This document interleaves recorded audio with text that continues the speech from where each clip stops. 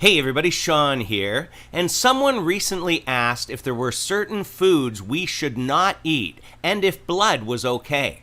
Well, Leviticus 11 lays out the dietary restrictions God gave to the nation of Israel. Those that chew cud or have a split hoof, but not both, like camels, rabbits, or pigs. Sea creatures that do not have fins and scales, like crab, lobster, or clams. Birds that eat flesh, like crows, eagles, or vultures. And most flying insects, with a few exceptions. And in Genesis 9:4, God told Moses not to drink the blood of any animal. We have to remember, though, that these rules were made for the Israelites to make them distinct from other nations. In the New Testament, Peter fell into a trance, and in Acts 10:15, God told him not to call anything impure that God had made clean. There's different wordings depending on the translation, but the message remains the same. If we look at Mark 7:19, we'll see that people have come to a couple of conclusions. They all basically say the same thing and come to the same conclusion. We'll start at the top with the NIV version. For it doesn't go into their heart, but into their stomach, and then out of the body. In saying this, Jesus declared all foods clean. The New Living Translation concludes with, by saying this, he declared that every kind of food is acceptable in God's eyes. And the ESV finishes with, thus he declared all foods clean. And this is the conclusion that most seem to believe. But notice the next four versions don't come to the conclusion that Jesus was declaring all foods clean. It just states, thus all foods are clean, or thus purifying all foods, or purging all meats. So here's where the other understanding comes in. If we look at the context of this passage, we see that it's not about food. It's the Pharisees complaining about eating with unwashed hands. You can even see in the heading, this passage is about defilement coming from within, not about declaring all foods being acceptable.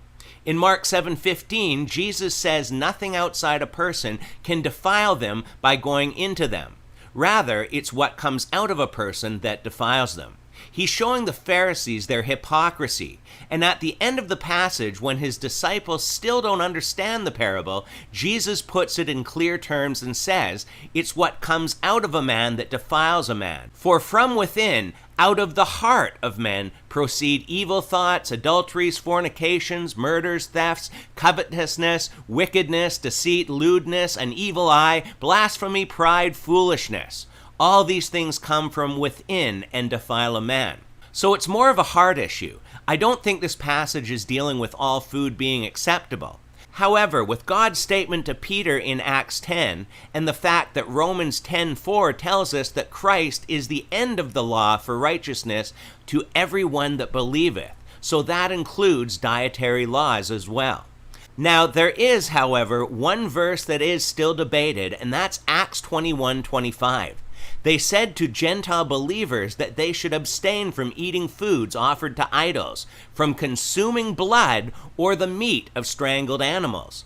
Some people think this is still applicable today, while others do not. We can also look at Colossians 2:16 that says not to let anyone judge you based on what you eat. So if you do feel convicted about the verse on blood and strangled animals, then pray about it and ask God for peace on what to do. And if we do eat with someone that is convicted in this way, we must remember what Romans 14 says, and that we shouldn't judge what a person eats if their faith is not as mature as ours. And 1 Corinthians 8:13 also tells us that if what we eat makes a brother stumble, we shouldn't do it.